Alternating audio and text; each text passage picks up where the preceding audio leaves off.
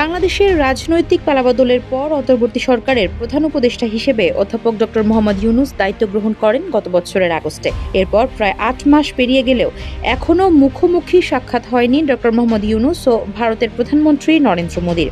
যদিও ক্ষমতা গ্রহণের পর ইউনূসকে মোদী অভিনন্দন ও শুভেচ্ছা জানিয়েছিলেন। গত ২৬ মার্চ বাংলাদেশের স্বাধীনতা দিবস উপলক্ষেও অভিনন্দন জানিয়ে ইউনূসকে চিঠি লিখেছেন তিনি, কিন্তু এখনও দুই নেতার মধ্যে দ্বিপক্ষীয় আলোচনা হয়নি। ধারণা করা হচ্ছিল থাইল্যান্ডে অনুষ্ঠিত হতে যাওয়া বিমস্টেক সম্মেলনে তাদের দ্বিপক্ষীয় একটি বৈঠক হতে পারে। তবে ভারতের পররাষ্ট্র মন্ত্রণালয় নরেন্দ্র মোদীর থাইল্যান্ড সফরের যে সূচি প্রকাশ করেছে তা দেখে ধারণা করা হচ্ছে এবারও মুখোমুখি বৈঠক হচ্ছে না বাংলাদেশ ও ভারতের দুই সর্বোচ্চ পর্যায়ের নেতার মধ্যে।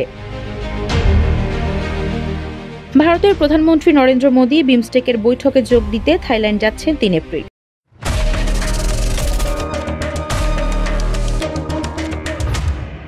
ভারতীয় সংবাদ মাধ্যম হিন্দুস্তান টাইমস জানিয়েছে, পররাষ্ট্র মন্ত্রণালয় ভারতের প্রধানমন্ত্রী নরেন্দ্র মোদীর থাইল্যান্ড সফরের সূচি প্রকাশ করেছে। এতে আগামী ৩ এপ্রিল থাইল্যান্ডের প্রধানমন্ত্রী পেতংতান সিনাওয়াত্রার সঙ্গে নরেন্দ্র মোদী দ্বিপক্ষীয় বৈঠক করবেন বলে জানানো হয়েছে। তবে সূচিতে বাংলাদেশের অন্তর্বর্তী সরকারের প্রধান উপদেষ্টা ডক্টর মোহাম্মদ ইউনূসের সঙ্গে বৈঠকের বিষয়ে কিছু জানা যায়নি।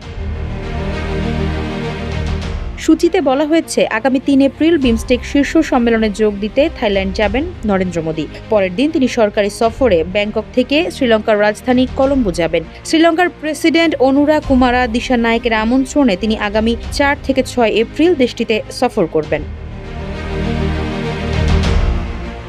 এর আগে ব্যাংককে বিমস্টেক সম্মেলনের ফাঁকে ইউনূস মোদীর বৈঠকের সম্ভাবনা নিয়ে করা প্রশ্নের জবাবে পররাষ্ট্র সচিব মোহাম্মদ জসিমউদ্দিন জানিয়েছিলেন যে কোনো দেশের সঙ্গে শীর্ষ পর্যায়ের যে বৈঠক, সে বৈঠককে তারা গুরুত্বপূর্ণ মনে করেন। ভারতের সঙ্গে তাদের সম্পর্কের বর্তমান যে প্রেক্ষাপট, সে পরিপ্রেক্ষিতে এই বৈঠকটিকে তারা গুরুত্ব দিয়ে দেখছেন এবং তারা আশা করছেন যে এই বৈঠক যদি অনুষ্ঠিত হয় তাহলে দুদেশের দ্বিপক্ষীয় সম্পর্কে যে সৃষ্ট স্থবিরতা সেটি কেটে যাওয়ার সম্ভাবনা রয়েছে। জসিমউদ্দিন বলেন, তাদের দিক থেকে বলতে পারেন তারা এই বৈঠকের জন্য প্রস্তুত।